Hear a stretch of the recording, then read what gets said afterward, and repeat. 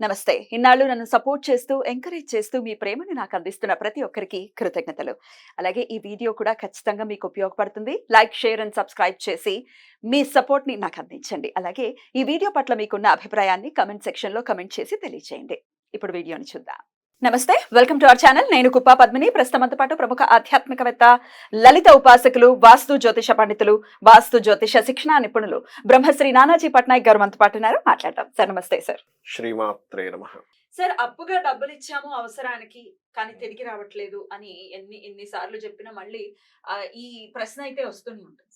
Comments లో నేను చూస్తూ ఉంటాను కదా, అప్పుగా ఇచ్చామండి తిరిగి రావట్లేదు, ఎంత ప్రయత్నిస్తున్నా కొన్ని లాక్స్ ఆఫ్ రూపీస్ స్టక్ అయిపోయి ఉన్నాయి, ఎందువల్ల ఇలా జరుగుతుంది, ఏం చేయాలి పాపం ఎటు దిక్కుతో వచ్చినటువంటి పరిస్థితి ఉంది, ఎట్లా దీని నుంచి బయటపడాలి అంటే ఎలా సార్, దీనికి ఏంటి రెమెడీ? ఒకటే అమ్మా, ఫస్ట్ ఆఫ్ ఆల్ గుర్తుపెట్టుకోవాల్సిన విషయం ఏంటంటే స్పెసిఫిక్ లగ్నాస్ కొన్ని ఉన్నాయి, వాళ్ళు అసలు ఇవ్వకూడదు. అప్పు గుర్తుపెట్టుకోండి. అవి కూడా చెప్పండి, సో దట్ వాళ్ళు జాగ్రత్త పడతారు. స్పెసిఫిక్ లగ్నాస్ ఏమిటి అంటే ఫస్ట్ గుర్తుపెట్టుకోండి, మేష లగ్నం అసలు ఇవ్వకూడదు. డబ్బులు ఇవ్వకూడదా? అమ్మ బాబు. ఎందుకంటే వాళ్ళ కర్మంతా కూడా ఎవరికైనా డబ్బులు ఇచ్చి ఇరుక్కుపోవడంలోనే ఉంటుంది. మేష లగ్నమా సార్? మేష రాశి లగ్నం మెయిన్. సెకండ్ ఆప్షన్ ఇస్ రాశిలోకి వెళ్ళండి, బట్ మేష లగ్నమే. రాశి లగ్నం ఒకటైందంటే ఇంకా వాళ్ళ జీవితం ఖచ్చితంగా ఎవరికైనా అప్పిచ్చే ఇరుక్కుంటారు, షూర్. రెండవది వృశ్చిక లగ్నం. అసలు ఇవ్వకూడదు. ఈ రెండు మెయిన్ మేజర్. దాని తర్వాత వేరే కొన్ని వస్తాయి కానీ అంత ఎఫెక్ట్ ఉండదు వాటికి. ధనస్సుకి, మీనానికి, అదేవిధంగా కర్కాటకానికి, సింహానికి కూడా ఈ రూల్ వర్తిస్తుంది. కానీ మేజర్ ఈ రెండు లగ్నాలకు ఎక్కువ వర్తిస్తాయి. ఇది ఒక ఫార్ములా అయితే, కుజ లగ్నాలు ఇది ఒక ఫార్ములా అయితే, రెండో ఫార్ములా ఏంటంటే ఎనీ లగ్న మెర్క్యూరీ పాడయ్యాడంటే వాళ్ళు డబ్బులు ఇవ్వకూడదు అప్పుగా. బుధుడు పాపగ్రహాలతో ఉంటే పాడైపోయాడు. రాహు పాపగ్రహం అవ్వడు, బుధుడికి ఫ్రెండ్ రాహు. కేతు ఇస్ పాపి, కుజుడు పాపి. అంటే వాళ్ళ ఆ గ్రహం ఆస్పెక్ట్ నుంచి చూస్తారు, ఆయన పాపగ్రహం. అంటే బుద్ధి అంటే ఆలోచన ఎక్స్పాండబుల్ గా ఉంటే మంచిదే కదా, బుద్ధి ఆగిపోతే కష్టం కదా. కేతువుతో ఉంటే స్ట్రక్ అయిపోయింది. ఆలోచనలు ఆగిపోతే కరెక్ట్ అంటావా, లేదంటే ఆలోచన బాగా ఆలోచిస్తున్నా అంటే కరెక్ట్ అంటావా? కరెక్ట్. సో అందుకని రాహుతో ఉన్నప్పుడు దోషం కాదు, కేతువుతో ఉన్నప్పుడు దోషం.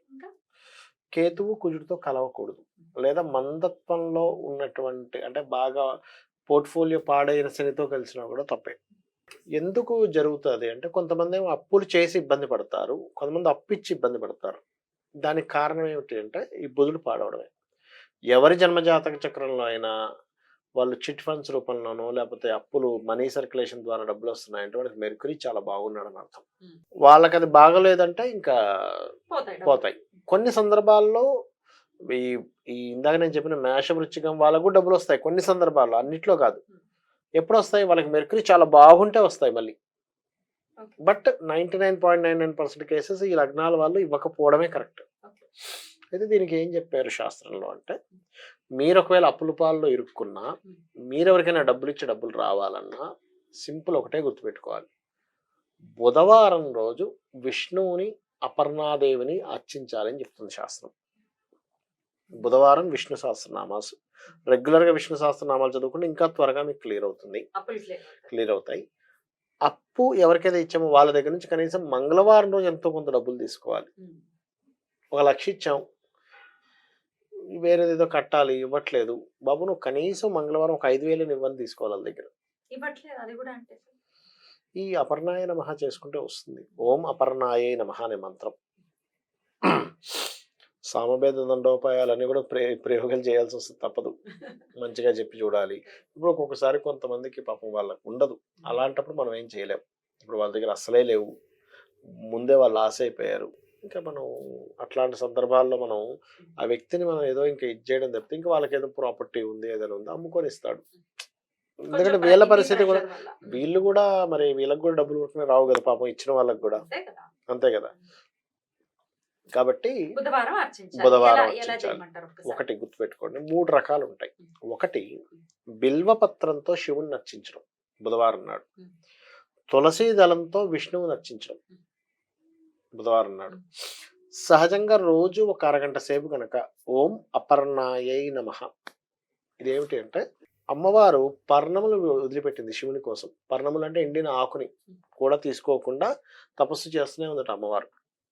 శివుడు అంటే అర్థం ఏమిటి? శుభము, మంగళుడు అని అర్థం. శివుడు అంటే మంగళం. అంటే ఏంటి? ఆకు దేనికి కారకం? జ్యోతిష్ శాస్త్రరీత్యా బుధుడు ఆకులంటే పచ్చదనం, ఆకులు వీటికి కారకుడు. బుధుడు ఫ్రమ్ మేష అంటే మేషం న్యాచురల్ ఫస్ట్ లగ్నం నుంచి 3, 6 అధిపతి. అందుకే చూడండి, బుధుడు ఒక్కడ పాడయ్యాడు ఆ జన్మజాతకంలో, జాతకం మొత్తం పోయిందని ఫీల్ అవుతారు నేను. ఎందుకంటే బుద్ధి, నీకు బుద్ధి లేకపోతే ఎలా? ఆలోచన లేదు, నువ్వు ఏం మాట్లాడతావో తెలియదు, ఏం చేస్తున్నావో తెలియదు, క్యాలిక్యులేషన్ సరిగ్గా వేయలేవు, అంతే కదా. అందుకని బుధుడు పాడైపోయాడా, మిస్క్యాలిక్యులేషన్ చేసుకుంటూ అప్పులు చేస్తారు. అంచనా కట్టరు. ఈ వ్యక్తికి నేను డబ్బు ఇస్తున్నాను, ఇప్పుడు ఇస్తాడా ఇవ్వడా అని అంచనా వేరు. ఇప్పుడు బ్యాంక్స్ చూడండి ఎన్ని లెక్కలు పెట్టుకుంటాయి. ఇప్పుడు కార్డ్స్ ఎలా వాడుతున్నాడు, ఎలా ఉంది, మొత్తం చెక్ చేసి అప్పిస్తుంది. సిబిల్ ఎంత ఉంది, సిబిల్ ఎంత ఉంది, ఏం కొంటున్నాడు, ఏం చేస్తున్నాడు, ఎక్కడ, అన్ని లెక్కలేసి ఇస్తుంది. మరి ఇన్ని లెక్కలేసి బ్యాంక్ ఇస్తుంటే నొప్పు సుక్కని ఇచ్చేస్తావా? ఎలా ఇస్తాడు? పోనీ నీకు ప్రేమ ఉంది అవతల వ్యక్తి మీద, నువ్వు ఫ్రెండ్ అనుకో, నీకేదో సాయం చేయాలి, దట్ ఈస్ డిఫరెంట్ కేసు. నువ్వు ఎక్స్పెక్ట్ చేయనప్పుడు ఇవ్వడం వేరు. ఎవరికైనా ఫ్రెండ్స్కి ఇస్తే ఎక్స్పెక్ట్ చేయకూడదు. నన్ను అడిగితే ఏదో సాయం, మనం ఫ్రెండ్గా ఉన్నాం, ఫ్రెండ్గా నా బాధ్యత ఏమిటి? సరే ఒక 50,000, 10,000, 20,000 ఎంతో అడిగాడు, సరే ఇచ్చేసారు, నేను మర్చిపోవాలి. ఇస్తాడు అని పెట్టుకున్నాం, ఫ్రెండ్షిప్ పాడైపోద్ది. ఆ వ్యక్తి అంటే ఆ వ్యక్తి ఇచ్చాడు, హ్యాపీ. ఇవ్వలేదు, వదిలేసేయండి అంటారు నేను. సార్ ఇక్కడ ఈ డబ్బులు ఇవ్వటంలో సార్ వడ్డీలకు ఇస్తుంటారు. అవును. ఇంకొక అబద్ధం, కామన్ అబద్ధం ఏంటంటే నా దగ్గర లేవు, నేను ఎవరినో అడిగి ఇచ్చాను. అవునవును. సో దట్ ఏమో రిటర్న్ ఇచ్చేటప్పుడు మనకి మొహమాటాలు అడ్డొస్తాయి. మొహమాటం అడ్డం వస్తుంది. వాళ్ళ పేరు మీద అయితే వీళ్ళు ఇస్తారు కదా అన్న థాట్ ప్రాసెస్ తో అబద్ధం ఆడి వీళ్ళ డబ్బులే ఇస్తారు. అవును. సో ఇవన్నీ కూడా కన్సిడర్ చేసుకుని ఇట్లా అబద్ధం ఆడటం ఒకటి, వడ్డీలకి లక్ష్మీదేవిని ఎంతో ఇంకా గత్యంతరం ధర్మ వడ్డీ చెప్పారు, ధర్మ వడ్డీ తీసుకోవచ్చు అని చెప్పింది శాస్త్రం. అది కూడా గత్యంతరం లేనప్పుడు. అవునవును. దీని గురించి కూడా ఒకసారి చెప్పండి. బ్యాంక్స్ లోన్స్ ఇస్తాయి, వడ్డీలు తీసుకోకపోతే ఎట్లా? బ్యాంక్ నడవదుగా. కాబట్టి ధర్మ వడ్డీ ఎప్పుడు కూడా తప్పేం కాదని చెప్తుంది శాస్త్రం. కానీ అవతల వాడిని పీడించాలని నేను చూసా. 10 రూపాయలు, 20 రూపాయలు, 30 రూపాయల వడ్డీలు, 50 రూపాయల వడ్డీలు నేను చూసా. 30 రూపాయల వడ్డీలు అమ్మ నేను చూశాను. అలా ఇవ్వడం ఏంటి, తీసుకోవటం ఏంటి, అసలు అవి అక్కడికి వస్తాయి సార్? 30 రూపాయల వడ్డీ ఏమిటి? అదే ఆశ్చర్యం. 3 నెలలు అయిపోద్ది లక్షిస్తే. అయితే అంత తీవ్రమైన వడ్డీ తీసుకుంటే కనుక చాలా పెద్ద దోషం అది. ధర్మ వడ్డీ వేరు, అంత తీవ్రమైన వడ్డీ తీసుకోకూడదు, అసలు తీసుకోకూడదు. శాస్త్రం చెప్పింది అది. ఎలా తీర్చాలో, ఎలా తీసుకోవాలో దానికి తగ్గట్టు మళ్ళీ ఈ వ్యక్తి దాన్ని తీర్చుకోవాల్సి వస్తుంది. అయితే ఒకటే నేను చెప్పేది ఏంటంటే, మీ జన్మజాతకంలో బుధుడు పాడయ్యాడు, మీరు పొరపాటును కూడా అప్పు ఇవ్వకండి. అప్పు తీసుకోవడం కూడా వీలైనంత మటుకు ఎంత తక్కువైతే అంత తక్కువే తీసుకోండి. అక్కడ 1,00,000 అవసరం, 50,000 నేను ఇది కంప్లీట్ చేయలేను అనుకుని తీసుకోండి. ఎందుకంటే బుధుడు ఎవరి జన్మజాత చక్రంలో ఆయన పాడయ్యాడంటే వీళ్ళు ఇరుక్కునేది అప్పుల ద్వారానే ఇరుక్కుంటారు వీళ్ళ లైఫ్. అప్పు. నేను ఒక విషయం చెప్తాను చూడండి. ఒక వ్యక్తి దాదాపుగా 70 లక్షలతో అప్పయింది. హోటల్ నడుపుకుంటున్నాడు అతను. నేను అడిగా, ఇంత తప్పు ఎలా అయిందా, నీకు టిఫిన్ సెంటర్ ఉంది, బాగానే నడుస్తుంది కదా నీకు అంటే, ఏమీ లేదు సార్, ఒకరోజు ఎందుకు ఒక అప్పు తీసుకున్నా, ఈ వడ్డీ కట్టడానికి ఇంకోటి తీసుకున్నా, ఈ వడ్డీ కట్టడానికి ఇంకోటి తీసుకున్నా, అలా అలా అలా అలా అలా అలా అలా ఇప్పటికి ఇంత పెద్ద అప్పు అయిపోయి కూర్చున్నాడు. అలవాటు పడిపోయాడు. ఏముంది అంటే ఏంటి, అందరూ షాప్ చూసి ఇచ్చేస్తున్నారు, టిఫిన్ సెంటర్ ఉంది కదా ఇంకేంటి తీసుకో అంటున్నారు. తెలుస్తుంది. అట్లా అట్లా అట్లా పెరిగిపోయి ఇప్పుడు ఏమైపోయిందంటే పరిస్థితి, నెలకి ఇన్ని వేలు వడ్డీలే కట్టాలి, ఇన్ని లక్షలు వడ్డీలే కట్టాలన్నట్టు అయిపోయింది పరిస్థితి. అసలు ఎప్పుడు కడతాము పరిస్థితి ఏమిటి అట్లా. అయితే ఎందుకు అవుతుంది అంటే, ఆలోచన కారకుడు బుధుడు పాడవడం వల్ల అనాలోచితంగా చేస్తారు వీళ్ళు.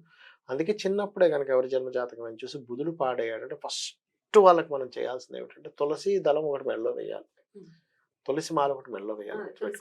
తులసి మాల వేస్తే ఏమవుతుందంటే, ఫస్ట్ వాళ్ళ బుద్ధి ఏదైతే ఉందో, వాళ్ళ జన్మజాతకంలో బుధుడు యొక్క స్థితి ఏదైతే ఉందో అది మారుతుందమ్మా. అంటే అంత తీవ్రత ఉండదు వాళ్ళ మీద. చిన్నప్పటి నుంచే వాళ్ళకి చెప్పాలి, నాన్న అప్పు తీసుకోవడం చాలా ఇబ్బంది, అప్పు ఇవ్వడం చాలా ఇబ్బంది, అసలు అప్పు తీసుకోవడం తప్పు, అంటే తప్పు.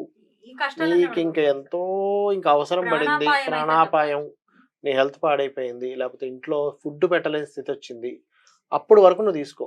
కానీ విలాసాలకనో ఇంకోటనో నువ్వు అప్పులు చేయకు. ఒక ల్యాండ్ తీసుకున్నావు తప్పులేదు, అప్పు చేసి అవును, ఇల్లు కొనుక్కున్నాం తప్ప ఇల్లు కొనుక్కున్నావు తప్పులేదు. ఎందుకు? ఇల్లు పెరుగుతుంది రేట్, నీకు ఒక ల్యాండ్ కొన్నావండి పెరుగుతుంది రేటు. కానీ అదే నువ్వు లగ్జరీగా ఒక కారు కొన్నావు, వేస్ట్, నువ్వు అప్పు చేసుకున్నావు. నీ నీడ్ బట్టి కొన్నావు, ఎట్లా ఒక క్యాబ్ నడిపించుకున్నావు, దట్ ఈస్ డిఫరెంట్. దాన్ని సంపాదిస్తావు కాబట్టి Correct. అనేది మనం పిల్లలకు ఖచ్చితంగా నేర్పాలి. Right. బుధుడు బాగోపోతే ఇంకా బాగా నేర్పించాలి. అయితే తులసి మాల ఏదైతే ఉందో అది వేసుకోవచ్చు, ఆడ మగ తేడా లేకుండా అందరూ వేసుకోవచ్చు, సార్. అమ్మ, నియమాలు ఏమైనా వేసుకోవచ్చు. పాటించాలా వేసుకుంటారు? ఏమో లేదు, కొంచెం వాళ్ళకి ఏదో నాన్ వెజిటేరియన్ అలవాటు ఉంటుంది కొంతమందికి, ఉంటుంది. అలాంటి సమయంలో తీసేయడం బెస్ట్. తీసేయాలి. కొంతమంది అందరూ తినకూడదు, అందరూ తినాలని రూల్ ఏం లేదు కదా, వాళ్ళ ధర్మాలను బట్టి వాళ్ళు తింటుంటారు కొంతమంది. గృహస్థులైతే సార్ గృహస్థులైతే రాత్రిప్పుడు నిద్రపోయేమని తీసేయడం మంచిది. తులసి మాల ఉంటే ఏంటంటే ముఖ్యంగా ఈ అప్పు సంబంధించిన దోషం తగ్గుతుంది. ఒకటి, ఎంత అప్పున్నా, మీకు ఎంత అప్పు లేకపోయినా, అంటే ఎవరికైనా ఇచ్చినా లేకపోతే మీరు అప్పు చేసినా కూడా, నేను చెప్పేది ఒకటి, ఓం అపర్ణాయ నమః, దీని మించింది లేదు. ఖచ్చితంగా తీరిపోవాల్సింది, అందులో ఎటువంటి సందేహం లేదు. అయితే మీరు చేసేటప్పుడు ఏంటంటే అమ్మవారు అపర్ణాది మనకి రావాల్సినవి కానీ మనం తీర్చాల్సినవి కానీ ఎలా చేసుకోవచ్చు అనేది చాలా అద్భుతంగా వివరించారు sir. Thank you so very much sir. నమస్తే. శ్రీమాత్రే నమః.